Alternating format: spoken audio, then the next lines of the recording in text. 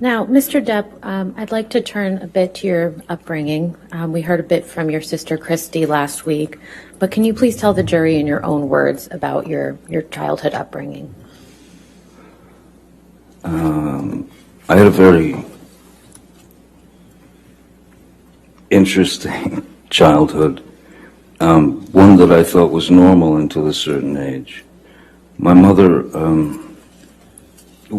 I was born in Kentucky, and then we moved, in which we moved around quite a lot when I was a kid. So you were always just, my mom had this, her feet were on fire and she had to move, you know, so we moved constantly. So you were always the new kid, and that wasn't ever particularly pleasant. Then we moved to Florida, South Florida, when I was about 7 or 8, and again moved several times. But my mother was quite unpredictable. She was very unpredictable. She had the ability to be as cruel as anyone can be with all of us. That is to say, my sister Christy and my brother Danny and my sister Debbie, and also my father. So, essentially, she was, she could become quite violent, and she was quite violent, and she was quite cruel, and though there was physical abuse, certainly, which could be in the form of an ashtray being flung at you, you know, it hits you in the head, or you'd get beat with a high heel shoe or a telephone or whatever's handy. So in our house, there was no, we were never exposed to any type of safety or security. The only thing that one could do, really, was to try to stay out of the line of fire. I started to be able to observe, and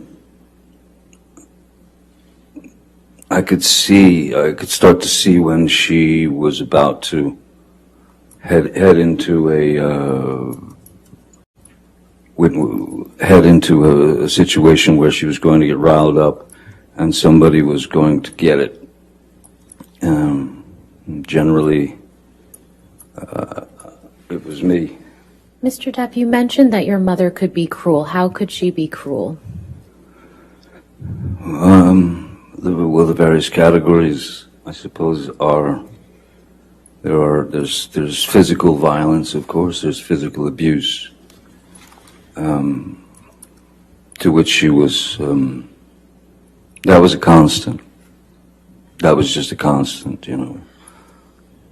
We were all somewhat shell-shocked, you know, even if she just walked past us, you'd sort of shield yourself because you didn't know what was going to happen. Excuse me. And so there was the physical abuse, which was a constant. There was quite a lot of verbal abuse. There was quite a lot of name calling and bullying, you know, making fun of whatever defect, you know, one might have. You know, if my brother wore glasses, so of course he was four eyes, and his teeth were messed up in the front, so he was buck-toothed as well. My sister Christy, which this is such a hideous psychological play. My father's parents were quite refined. My mother comes from eastern Kentucky, which is where you grow up in shacks and hollers. You know, my mother despised my father's parents, and my grandmother's name was Violet, and every now and again you would hear my mother just scream across the house, "Come here, Violet, get in here, Violet." And Christy, my sister, knew very well that that was a deep cut, psychologically, emotionally. But we had to take it. I mean, you just had to take the pain. I was born with a very strange, it was a very rare thing in my eye, as the back of the lens is spherical, normally is spherical, so in this eye isn't normal.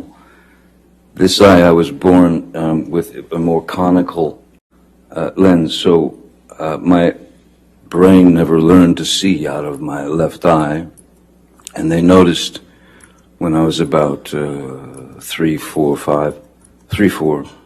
that I had a lazy eye, a wandering eye, and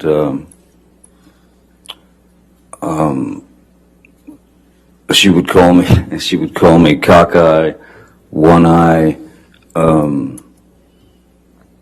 anything she could get to demean, humiliate. I even had to wear an eye patch on my good eye